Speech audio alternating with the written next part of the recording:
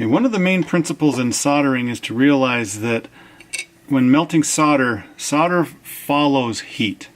So I'm going to give you a demonstration of a thicker piece trying to solder a thinner piece to it. So the first thing I'll do is add a little bit of flux to the area where I want it soldered. I'll take my loop, which is a lot thinner, and touch it to the flux, pick up a piece of solder.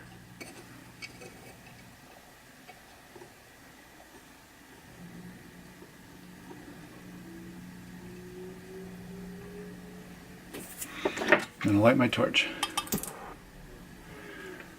Now most people, when they solder, what they'll do is they'll come in with their heat and they'll add the heat directly to the piece, let's see here, that they want to solder, and they'll add the flame right to the area where they want to solder.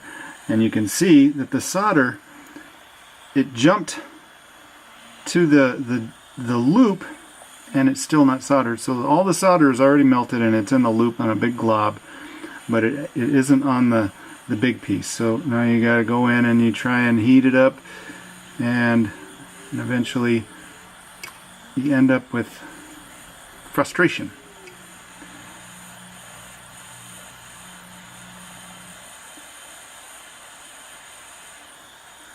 Eventually you'll get there, but it's not as clean as it could be.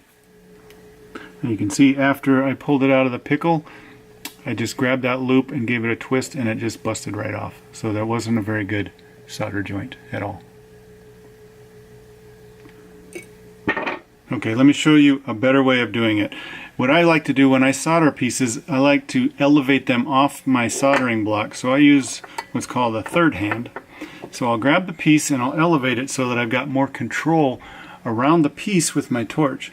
Then I can add a little bit of flux. And what I also would like to do is on this loop is I'll take a file and just give it a little flat area right where I want to solder it, just so that it has a little bit more solder contact. I'll grab this with my spring tweezers so it's easy to hold. Get my flux, pick up a little piece of solder. The flux is wet, so it just picks up the solder real easy. I light my torch.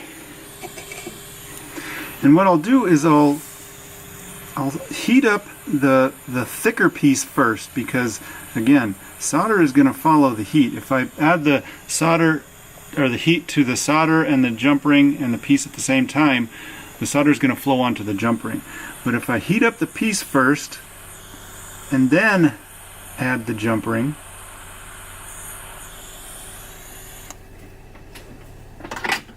the solder will flow onto the piece rather than through the jump ring, and it makes it a nice, clean, and solid piece. So this time, when I grab the piece, that's solid. That ain't going anywhere. So you've got a nice, secure solder joint.